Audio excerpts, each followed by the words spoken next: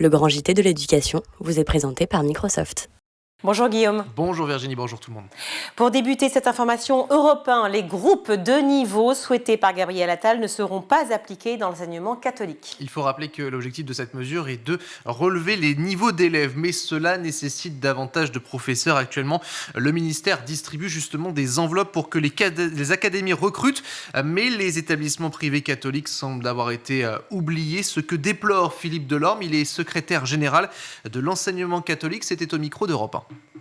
Et on aurait été ravis de pouvoir le faire, des groupes de niveau partout. On regrette vraiment de ne pas pouvoir le faire aujourd'hui. C'est des réformes qui sont annoncées, encore une fois, dont le coût a été sous-évalué. La seule dotation que nous avons correspond à un peu plus de 370 emplois. C'est très très peu. Et nous n'avons pas bénéficié de dotations supplémentaires, contrairement au public.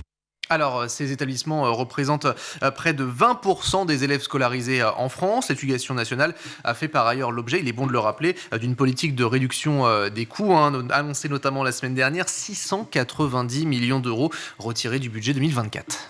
À Nîmes, sous fond de trafic de drogue et de 2 fusillades dans un quartier, la quasi-totalité des enseignants d'une école n'est pas retournée en cours ce lundi. Effectivement, 11 enseignants sur les 19 que compte cet établissement sont en arrêt maladie. Cela pourrait durer d'ailleurs tout au long de cette semaine. Seulement 36 élèves sur 250 lundi matin, 49 pour l'après-midi. Alors pour mieux comprendre la situation sur place, je vous propose d'écouter le témoignage de Marie, c'était sur RMC ce matin. Nos collègues de CP revenaient de sortie. Le bus est arrivé à ce moment-là. Donc mes collègues se sont retrouvés à gérer des enfants qui descendaient d'un bus devant l'école et des tirs à proximité. Certaines se sont allongées dans le bus pour éviter des balles perdues, pendant que les autres qui étaient déjà sur le trottoir faisaient rentrer avec précipitation les enfants dans la cour pour les mettre à l'abri. Alors une violence qui ne cesse de croître depuis quelques mois dans le quartier. Toujours Marie au micro d'RMC. Ça fait plus de 15 ans que je suis dans cette école et on voit cette violence monter crescendo. À chaque événement, c'est de plus en plus grave. À chaque événement, on frôle la catastrophe. On se sent pas du tout en sécurité pour nous, pour nos élèves, pour nos familles qui viennent à l'école et qui traversent ces zones dangereuses. La réponse des pouvoirs publics est la suivante, la mise en place de policiers visibles autour de l'école, avant la mise en place de policiers mobiles, mais cela n'est pas assez suffisant et efficace. Les revendications, une nouvelle fois, de cette enseignante. Nous, ce qu'on veut, c'est qu'il y ait une force dissuasive qui permette d'éviter ces passages à l'acte. Il faut une police visible déjà pour que ces dealers ne se disent pas qu'ils sont de l'autre côté du quartier, ils peuvent agir vers chez nous. Donc visible et dissuasive, c'est-à-dire qu'il faut qu'elle soit armée, cette police, parce que la mairie fait de son mieux et ils sont très réactifs de ce côté-là. Moi, j'ai pas envie non plus que les policiers municipaux qui soient pas armés servent de pare-balles pour nous et pour les enfants. C'est pas le but.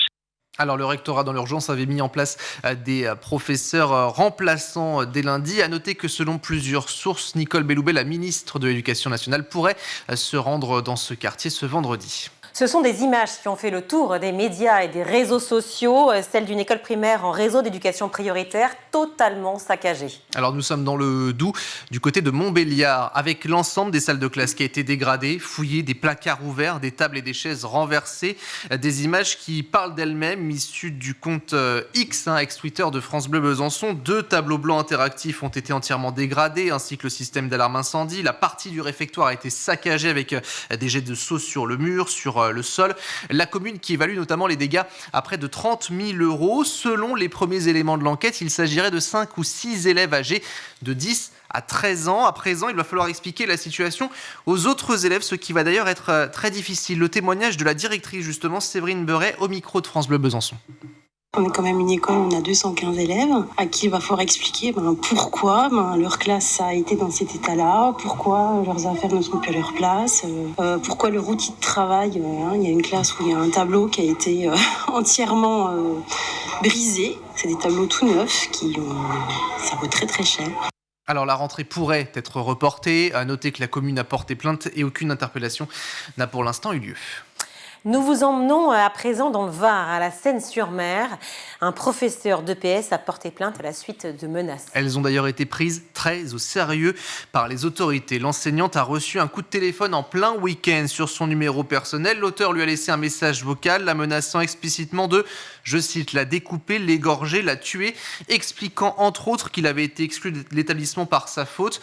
Lors de son dépôt de plainte, la professeure a expliqué qu'elle soupçonnait fortement un de ses anciens élèves. D'après une source policière, ce jeune homme avait été exclu de son collège, notamment pour avoir menacé de tuer les professeurs et de mettre le feu à l'établissement. Le procureur de la République de Toulon a annoncé l'ouverture d'une enquête. Les investigations pour identifier l'auteur de ces menaces est toujours en cours.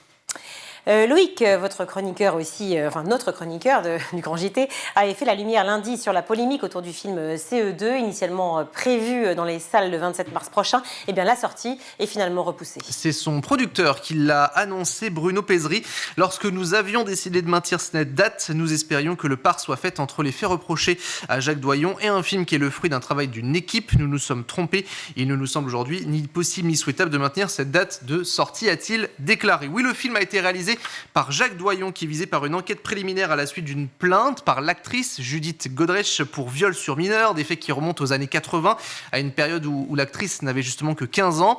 L'une des comédiennes de ce film, Nora Hamzaoui, s'était d'ailleurs opposée à sa sortie. Elle avait lancé sur Instagram que le maintien de la sortie du film constituait un mépris de la parole des femmes. Ce qui se passe dans le milieu du cinéma et qui, je l'espère, s'étend à d'autres milieux est essentiel et important. C'est la chose à soutenir en priorité. Rappelons que CE2, c'est un film sur le harcèlement scolaire. Il a d'ailleurs plusieurs fois été repoussé depuis 2021. Il avait été aussi présenté à la première dame Brigitte Macron. Merci beaucoup Guillaume.